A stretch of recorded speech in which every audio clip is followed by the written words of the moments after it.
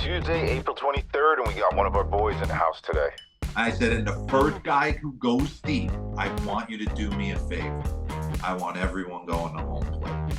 I said, because I wanted to match their passion. I wanted to push it right back on. So when Trea hits the granny, if you watch that, the whole team went to home plate. Wow. And it was like kind of that high school. It's like high school. Yeah, and I kind of was like, I did it. Like, it makes me feel like I did it. And I'm in love with the good life. Can't give it up. Make it to the top. Keep climbing. I wanna live it up. The good life. I'm coming up. I'm coming up. The good life. Good life. Oh, good life. Good life. Good life. Coming in hot. Yeah, we're doing it, brother. Good, man. I feel like I spent the last 2 hours with you. I watched you on Central today, so I was watching the whole show. I know everything you talked about. This is So a great fun show, on that dude. show, right? Those Dude, three of my Ro- favorite friends. Dude, Roflo is so freaking funny. I love him. He's so funny. And DeRo is so funny. Like, almost feel like we weren't even on air. I was telling those guys walking off, I was like, thank you for making me laugh this morning. Like, I mean, just crying, laughing. We were telling. And the great thing is, the three of us were telling stories off air, like when the commercial breaks. And dude, it's just absolute comedy.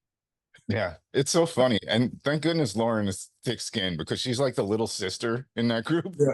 But she's one of the few little sisters who can hang with you dudes. It's great. My She's the favorite show on best. the network. Shahadi's the best, dude. And I told DeRo, man, like, also too, like when you're in the clubhouse, like when I was with the Yankees last year, like first off, MLB Network's on 24/7, and that's one of the shows. That's probably the show that players love the most is MLB Central. Oh, that's awesome. It's light, it's funny. They get to see some highlights, you know. Yeah, no, it's great. Yeah, nobody takes himself too seriously. I'll tell you one guy who took himself a little seriously yesterday, and that was the home plate umpire in the Yankees game. Yeah. That dude, just go through your take on this. I have some questions for you that I don't think fans know after, but what would just give me your gut.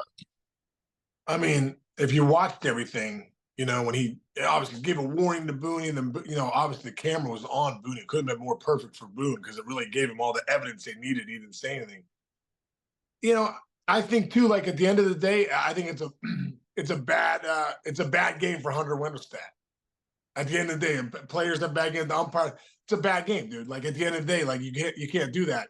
You can't toss the manager in the first inning, not having the proof that you need, knowing that it's a guy above him. And then what I didn't like, Chinch, about the whole thing was after the game when he was interviewed and took zero accountability, took zero anything for the whole thing, and said it was a player down the dugout, you know, which is not true.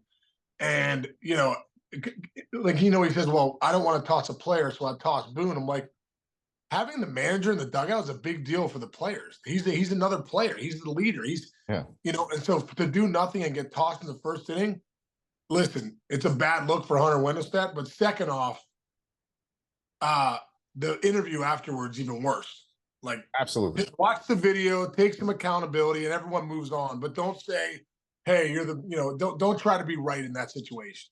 Yeah, and no matter what you do, whether you're a little kid who got in trouble with your parents, whether you work at a company where you screwed something up, like the easiest way to blow that match out that you live by making a mistake is to go, I own it, my bad. It's over. Nobody can argue with you after you go, yeah, I got to take. If I were one to start with like, I got to take Boone out to dinner. I messed that one up. It's over. Yeah. Then guess what? Then people like you and me are sitting here going, you know what? He owned up to it. It's over. We wouldn't even be really talking about it today.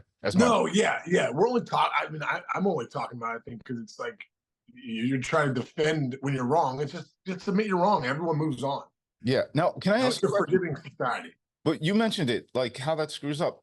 Can you take us inside? Because I don't think I actually don't know. And I worked in baseball for 20 years. So the manager is done. Okay.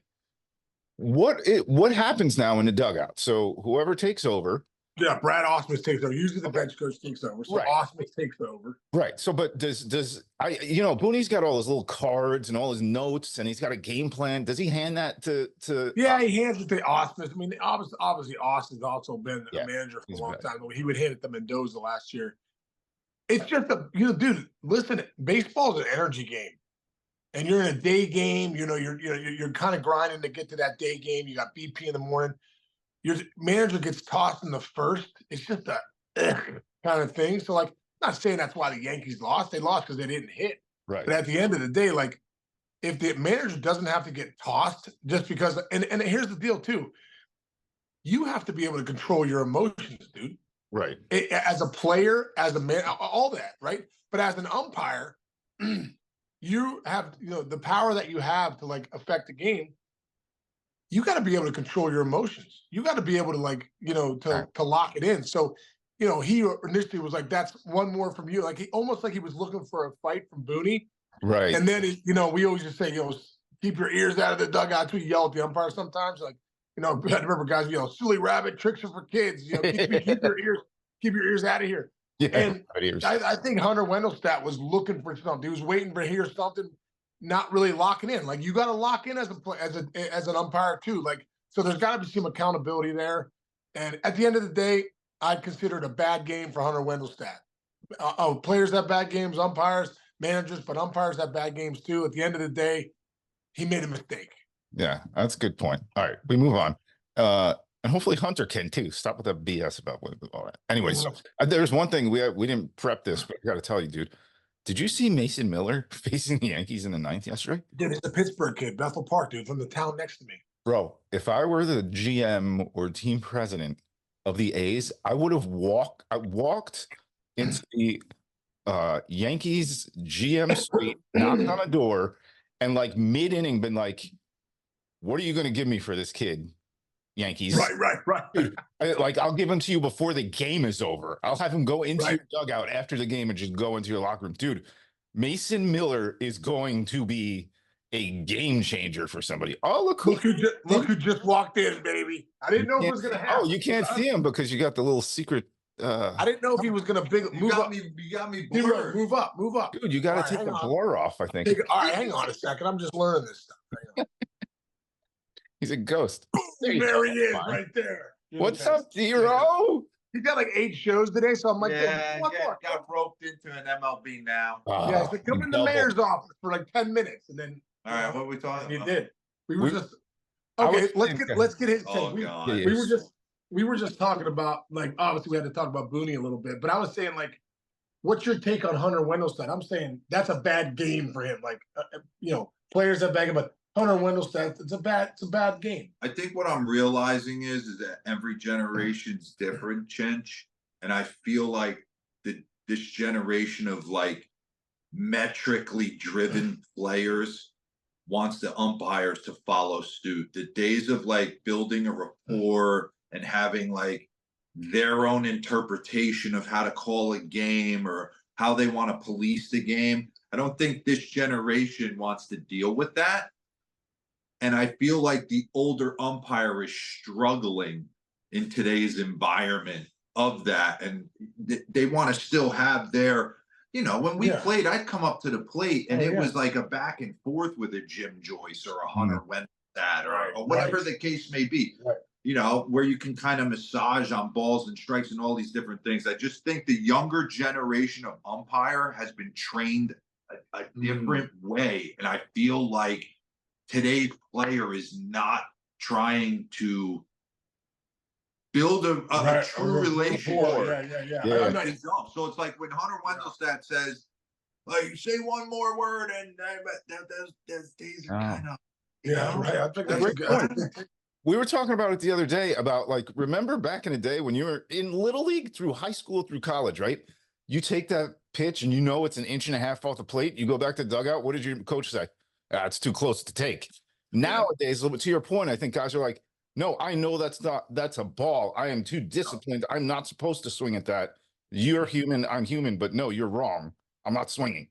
And that's where a lot of these arguments come. I agree with your point there. I was sitting 10 rows. Oh, that's right. DeRo was at the game yesterday. I was sitting 10 rows behind. It's like, I understood Boone's frustration. He thought Ruiz full swung, so he wanted to It check. looked like he did. He Honestly. wanted to check, Yeah. first off.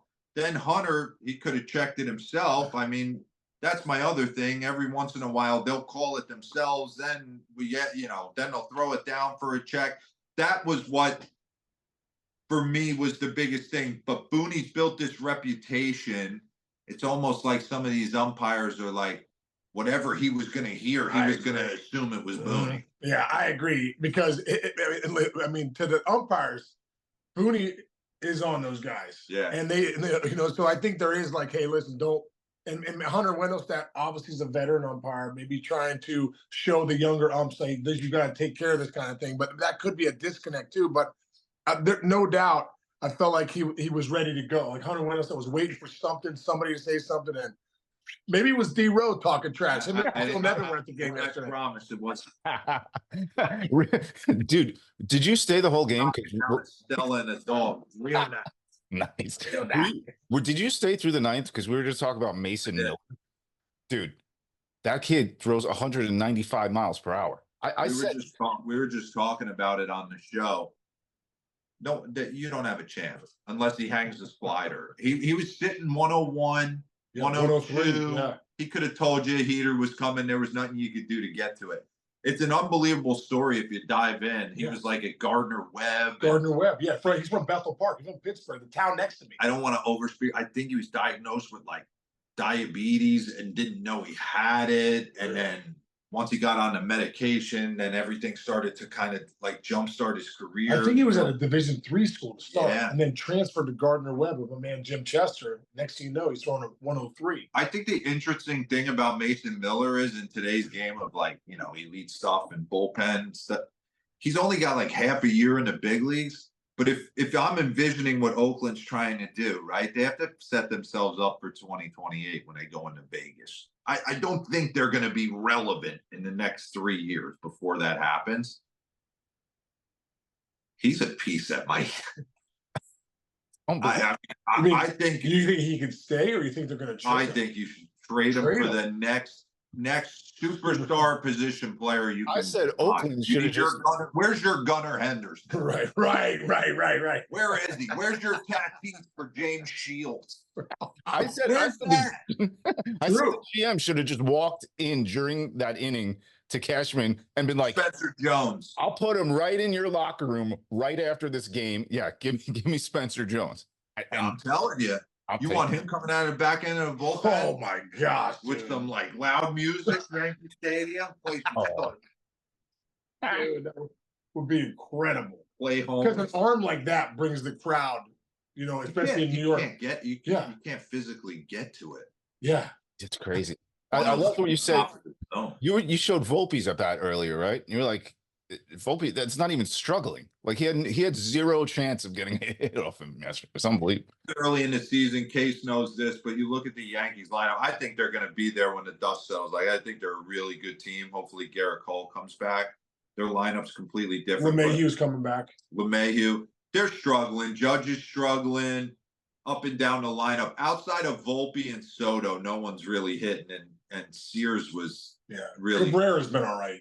Yeah, he's been good. Gleyber, the DJ comes back and goes into that. Yeah, what happens? Yeah, Gleyber's a major funk. Major. Yeah, Gleyber, that's he'll get it going, but that's like free agent year. Right. Maybe trying to do too much. Do a little too much early. Exactly. All right, Keith. What else you what we got DeRo here. We had Sean Boo Shambi on, which was awesome. And we showed a clip on MLB Central and he was talking to Chipper Jones before the game, and he said, this is when Chipper was playing, and Boog was up in the booth, and he was doing like ESPN or something. He said, "Hey, he's like, it looks like you're overly aggressive on the first pitch, right? You're overly aggressive on the first pitch." And so, Chipper's like says whatever he says. So the first at bat, Chipper gets up there. Tim Stauffer, University of Richmond, shout out, spinning webs nationwide back in the day. Timmy Stauffer gets up there, first pitch, throws a 91-mile-an-hour two-seamer right down the middle to Chipper, and he takes it, right? And then he takes it, turns up to Boog Shambi, who's up in the booth. He's like, seriously? And we just thought it was so cool. But I want to get into Chipper Jones a little bit while having you, like, just talking about what was he like as a teammate, And and as a hitter, I mean, I felt like he was so natural. Is that true? I think I got the chance to play with Pujols. I got a chance to play with, studs up and down. Yeah, He was a stud. And he wasn't as good a hitter as Albert if you look like, Right. just straight offensive profile. But I just think Chipper was like the one superstar that, like, he dominated an entire region. He didn't dominate Georgia. Right. The whole Southeast was wearing high socks and mock neck. I get the big league mock neck. 100 degrees Turner Field mock neck. It was. I said, hey, how many coaches have we had since Little League? Right. It seems like a billion. But there's like 3 or 4 people that can touch your life and really change the direction of your career. And I felt like he was one of those guys for me. He took a liking to me early. I mean, I basically caddied for him. Right. They did. Give me a drink, give me a sandwich, give me anything, and I'll take you to lunch and dinner and teach you how to hit. And that's what he did. Like, he took me in a video room and took the time to show me how to game plan. Like, truly, Wow. he game planned every. Did he really? Oh, he had all the answers to the test before he went out. He knew what that pitcher was going to do. He would watch their last 5 starts. He would watch what they threw with runners in scoring position. He would look at comps to how he thought he would be pitched in certain situations. And he was doing, like, an analytic equation in his head of a process of eliminating pitches. He called me in Cincinnati my rookie year, 98, 99. And just, Tripper's brutal truth guy. He's like, what are you doing? I was like laying in my bed, 11, stock, watching ESPN. It's 48 degrees in my hotel room. And he goes, let's go to the stadium. I want to teach you how to hit. You're not good enough. Oh, are you serious? And we went, and like, he showed me a routine of how to be a big league. Wow. That's what, and uber confident. Like, yeah, I'm a huge. He was one of those guys. different. He'd come to first. And obviously, one thing Chipper, when he come up with the game winning line, I was like, we're in trouble. Oh, Like, it was incredible, especially in Atlanta. In Atlanta, game on the line. I'm like, this guy's gonna hit a rock in the gap. Jeter always used to say the unprepared are the nervous ones. Right. He was never unprepared. Right. He kind of knew what the guy wanted to do against him. He knew they didn't want to miss over the heart of the plate. He knew he was going to potentially sit spin in certain counts. Like, he was a savant, like Boog said. Yeah. With He him. made a lot of grown men cry over here on Long Island over the years. I'll tell you that right now. Fucking Mets, dude. He destroyed the Mets. Aren't his kids named after like Shea Stadium or something like that? Yeah, his one son is named Shea. That's so Good good. luck, and we crushed him so much. Yeah. Dude, we were talking. DeRo and I were talking on the show today too about that. About the NL Central. Like, what do you like? Who do you think is the best? I know we were saying they're all kind of lumped together, but who do you think is the best team in that Central? Like, that's after 162, you're like, oh. I think you gotta you gotta prove it, right? Like, you'd love to say Cincinnati's super talented, Yeah, but I'd right. like to see them. There's no track record of them being able to get it done and getting into the postseason. So you lean towards St. Louis being able to figure this out at some point. But man, it just doesn't seem like it wants to come together for whatever reason. In my opinion, I don't know if it's a mishmash of really great players that don't know their roles and where they kind of fill in. I'd love to see Ollie Marmol. Instead of you telling me you got 5 great outfielders, pick 3. Right. I always felt the best teams knew their roles. The 25, 26 guys all knew when they drove to the park how they added value to the roster, right? They knew. Like, I knew at different points in my career what I was being paid to do. Whether it was caddy and be a sack bunt, move a runner, go get a turkey sandwich and some Reese's Cups, or I had to drop 3 ribbies. Like, it changed from team to team, year to year. Right. And I just feel like when I watch St. Louis, there's a lot of guys on that roster that don't know who they are or what's expected. Nolan Gorman, I think, is one of the best young hitters in the game. I mean, he's like 6'2", 230, trying to play second base. Right. Like, put Brendan Donovan there and end the drama and just leave him there. Jordan Walker, can he play outfield? Is he a DH? I don't know, but I know he mashes. Why is he struggling all the time? Right. Yeah. I just feel like they're kind of in their head of how they stay in the lineup on a daily basis. Right. And there's nothing worse about being a young player throwing an 0 for 4 out there and like, you're not in the lineup tomorrow. So then when you get in the lineup, you're like, I got to get a hit. Yeah. Do it. Then that's a guaranteed 0 for 4 when you start getting that. And it just spirals out of control. I remember my rookie year when I came back from an eye injury, I was kind of scuffling. And all I could think about was that. Oh my God, when's Jack McKeon going to take me out of the lineup? He came up to me one day, grabbed me, and said, "Hey, listen, just want you to let you know, you can hit. You've always hit." He said, "You're going to hit third. You're not coming out of the lineup. You're playing every day. I don't care." He goes, "I don't care if you hit 200 the rest of the year." I was like, "You don't?" Oh my God. I do. I was like, I think. I had it the other way. I was absolutely mutilating baseball in like 2003 with the Braves. Thought I was the next coming, like next shortstop, like 01. And Bobby Cox basically called me in the office and he goes, "I don't think you can play every day." What? Oh, yeah. Fat. You're like, what are you They watching? traded for Ray Sanchez. I forget the year. You're like, are you watching what I'm watching? He's like, "I don't think your profile's over 162. Ah. And I'm not putting a rookie at shortstop, 3 Hall of Famers, and going into the postseason." And I was like, "Well, Did you how go do in the tank? how do I ever change your mind?" And it was like, "Nah, you're really not gonna." What? I'm like, "I gotta get out of here." Texas, here I come. Rudy Jaramillo. Hey, Texas, take your huddled masses. Here I come, baby. I'm yours. Let's figure it out. By the way, DeRo, I've been watching the show. First of all, it's my favorite show on the network. I love all you guys. But dude, what'd you do? The Ozempic or something? You were shredded this year, bro. You know, Shredded. Guy's always been shredded. No, I mean, you're streamlined a little bit.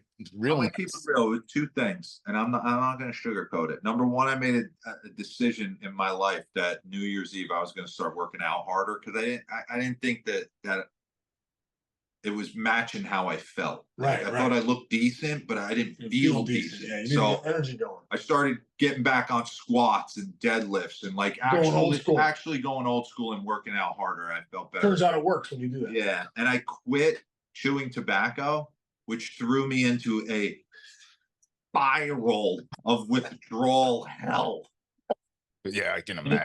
And most people gain weight. I was like dripping sweat. Are you serious? Yeah. How long did it take you to get through that? I think about it every day. I want to go to gas Turns station out, right now. Oh my God. turns out It's he's 3 a months. mess.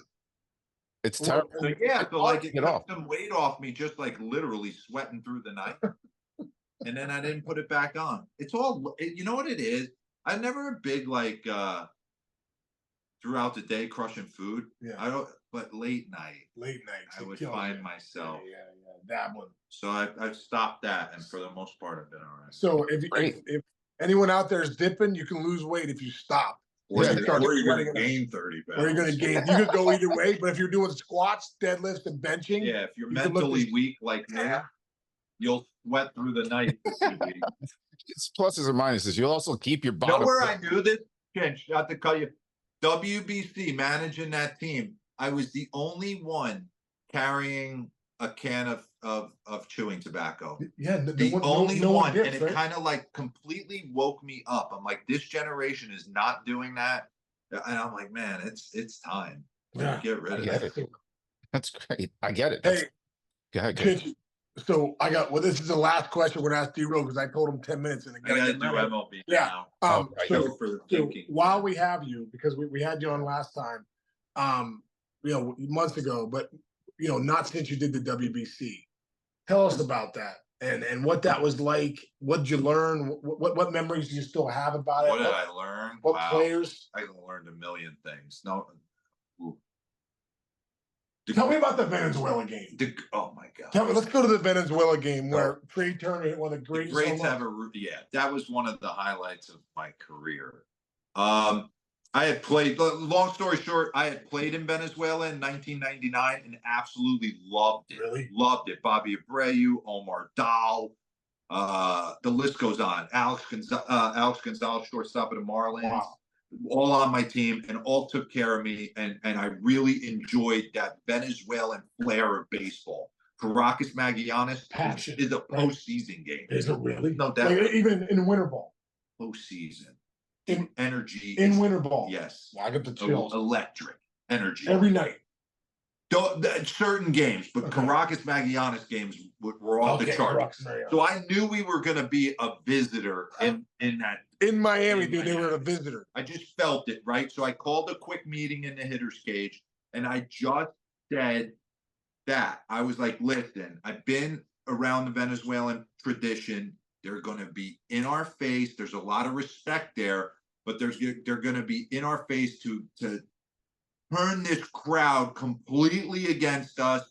And we're the visitor tonight. I said, we are facing Martin Perez. Take Venezuela off his uniform. You've all faced him.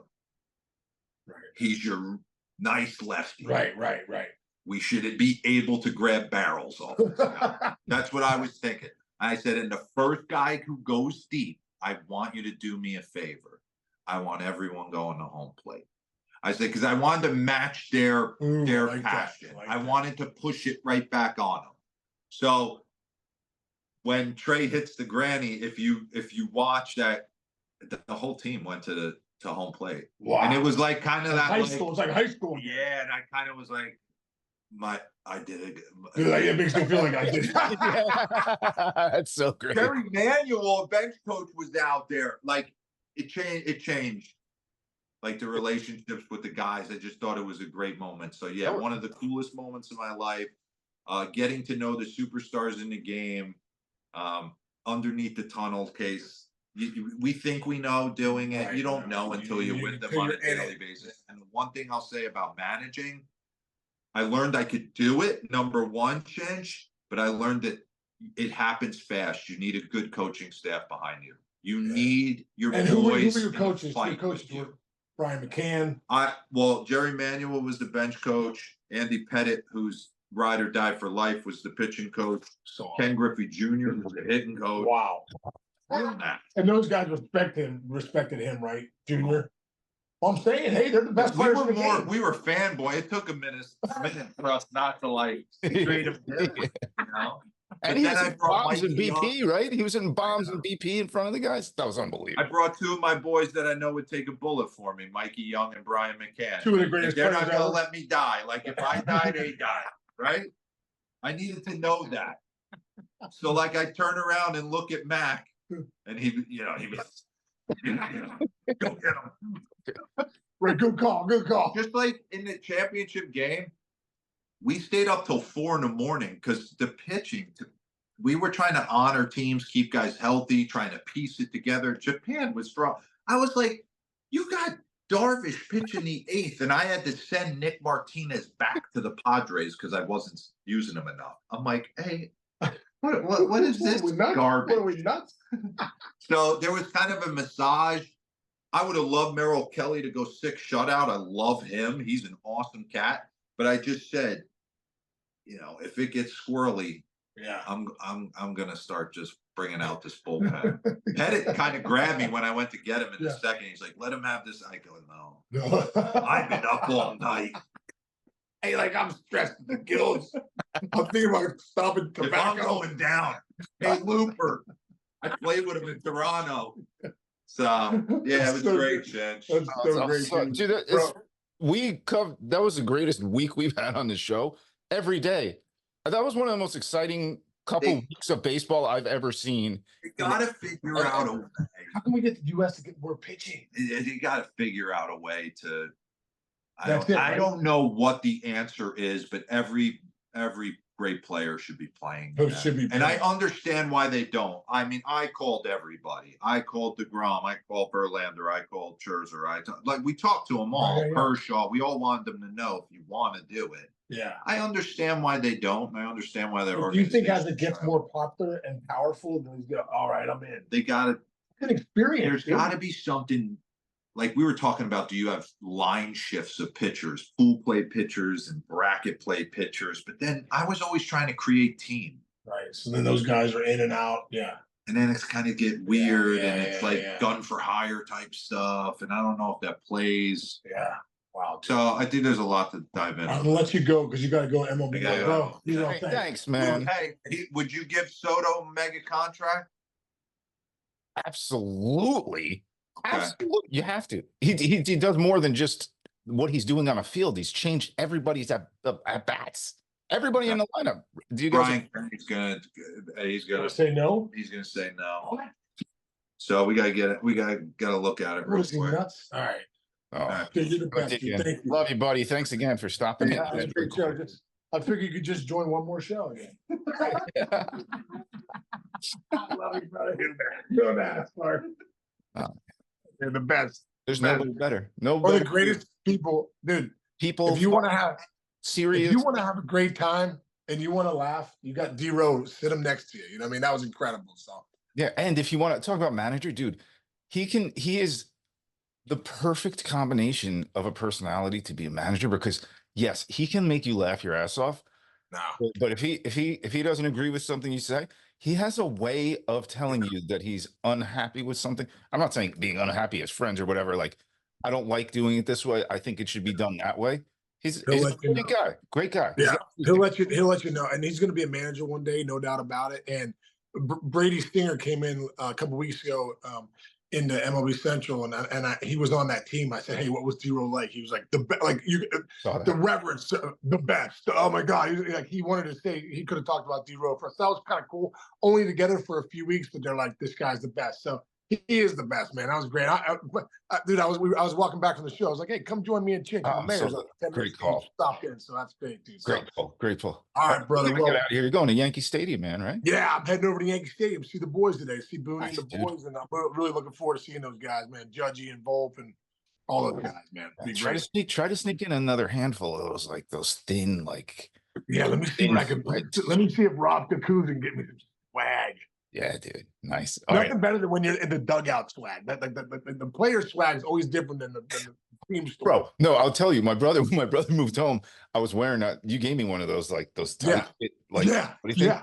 My brother's like, "Where'd you get that?" And I go, This is from the team, bro. This is Right, it's different. you Get don't that. buy this online. You don't buy this online. I love it. Dude, I wear it all the time. It's amazing. So good, dude. So All good. right, bro. All right, have All a right, good brother. Hey, day. Chichi, love you, man. And everyone out there, thanks for listening. Subscribe, download. We're getting that jersey. We got to get to 4,000 subscribers. Let's move the needle. All right, man. Hope you guys enjoyed DeRo today. Good day, DeRo. Thanks for stopping by, brother. Yeah. See you tomorrow, man. See you Yeah. tomorrow.